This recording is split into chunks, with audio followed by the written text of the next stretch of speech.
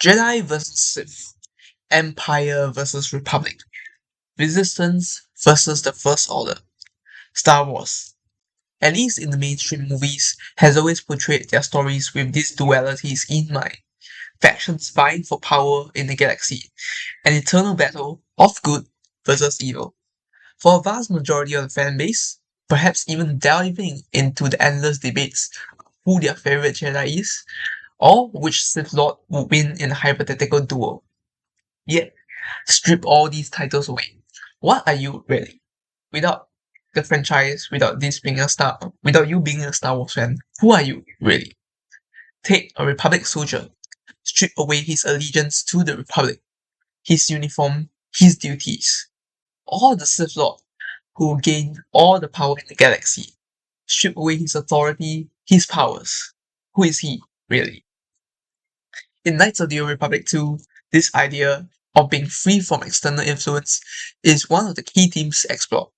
The main character, the Jedi Exile, a force-sensitive person who has seen life in its richness, but also the death and destruction occurred during war, chose to turn away and live a life free from the Force, a decade separate from civilization. And of course, one of the key conversations we might note is Krea's remark about Atton.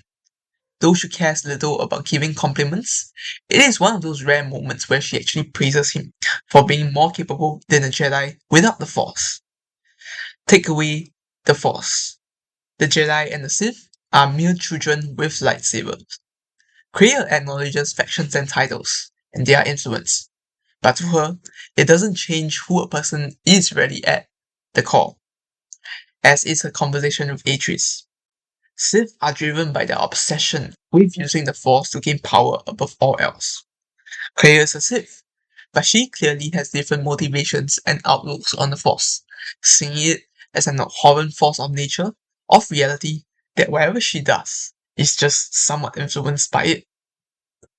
Atris, on the other hand, driven by madness to preserve the last of the Jedi, such as studying Sith protocols and conducting questionable intelligence and espionage. The road to hell is paved with many good intentions, as they say. You see, Sith and Jedi, ultimately they are merely titles and affiliations, not the substance that makes the person, but rather a form and an outer shell. A common discussion I often hear about Anakin's fall to the dark side in Revenge of the Sith was that giving him the rank of Master could have prevented his fall. But honestly, that's merely a title. It wouldn't have changed his personality or his vulnerabilities. In fact, I'll go as far to argue that it may have actually left him in a worse off position. I did briefly do a fanfiction between Anakin and Krea discussing this very topic a while back, so I would appreciate it if you checked it out. A simple title would not have solved many of Anakin's personal challenges. His growing disillusionment with the Order, a damaged relationship with his former Padawan, his deeply seated trauma rooted in the fact that he lost his mother, and the fact that he was going to lose his wife. Someone calling you master isn't going to magically fix your self-esteem issues. Even when two sides of the conflict, going back to the larger picture, even when two sides of the conflict have a clear line between good and bad, in the case of Rebellion versus Empire in the original trilogy, we see that even normal soldiers under the Empire do genuinely believe that they are fighting for what is right. The Battlefield campaign followed the eyes of Imperial soldiers, and even then, when it featured Luke Skywalker helping the Imperial soldier Delmic on his mission in the battlefield in the campaign, he just simply tells Delmic, who has been loyal to the Empire all these years, that he just simply has a choice to be better. Not to join the rebellion or to leave the Empire, but to simply be better. A true Jedi, even, knows when to step aside from bureaucracy and rules. Following the ways of the Force is encapsulated not by the rules of the Order, but rather encapsulates them. A Jedi can do right by following the rules, but following the rules does not mean he does right.